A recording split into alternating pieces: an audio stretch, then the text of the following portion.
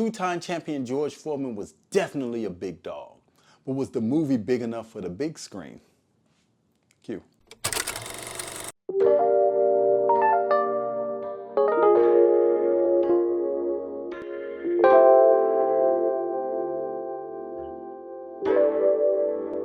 What's up, moviegoers? BT Bonner here, and I'm back on my brand new channel with a giant movie review. That's what I decided to name my channel. So that's what it is, giant movie reviews. If you're new to my channel, which everyone is, so I might as well ask you right now to subscribe to my channel so I can give you some of my reviews on some of the biggest movies to hit the screen. So kindly smash that subscribe button for me one time, please.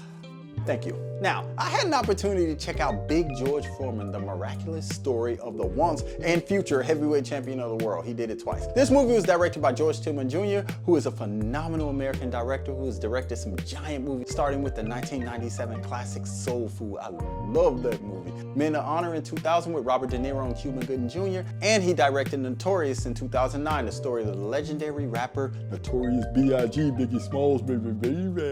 In addition to a host of other movies. Keep in mind that what makes this film different from a lot of George Tillman's previous directing efforts was that it was telling a true story. That's with the exception of Men of Honor, because it was inspired by the true story of Master Chief Petty Officer Carl Brashear, who was the first African-American master diver in the United States Navy. Aside from that, how did he do telling the true story of a former heavyweight champion? The role of George Foreman was played by Chris Davis. Chris Davis is no stranger to the stage. He played the role of Steel in the movie Judas and the Black Messiah. He played in Space Jam: A New Legacy, as well as a recurring role in Donald Glover's hit TV series Atlanta. Chris really brought George Foreman to life in this movie, I think. And he didn't have to play to that hokey George Foreman buy a grill from me character. His acting was solid, and the movie really got into the head of Big George, I think. Keep in mind that George Foreman is 74 years old because he was born in 1949. So his professional record was 81 fights, and he only lost 5 times, not to mention winning 68 of those fights by knockout. Let's get into the rest of the cast, because the casting was so on point for this movie. Forrest Whitaker, he don't need no introduction. That's just Forrest Whitaker. He played the role of Charles Doc Broadus.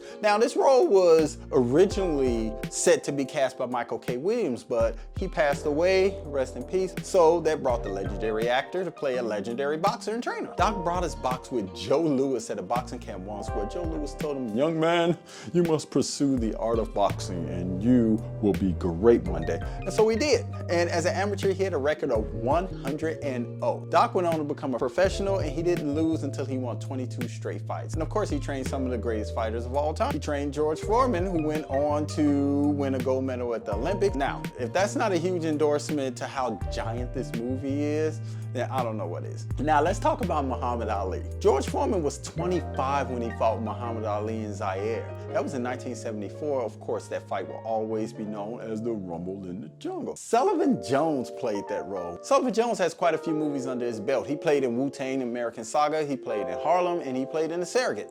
I'll just say this, and I may get flack for it, but Sullivan Jones's portrayal of Muhammad Ali and Big George could easily stand beside Will Smith when he played Ali in 2001.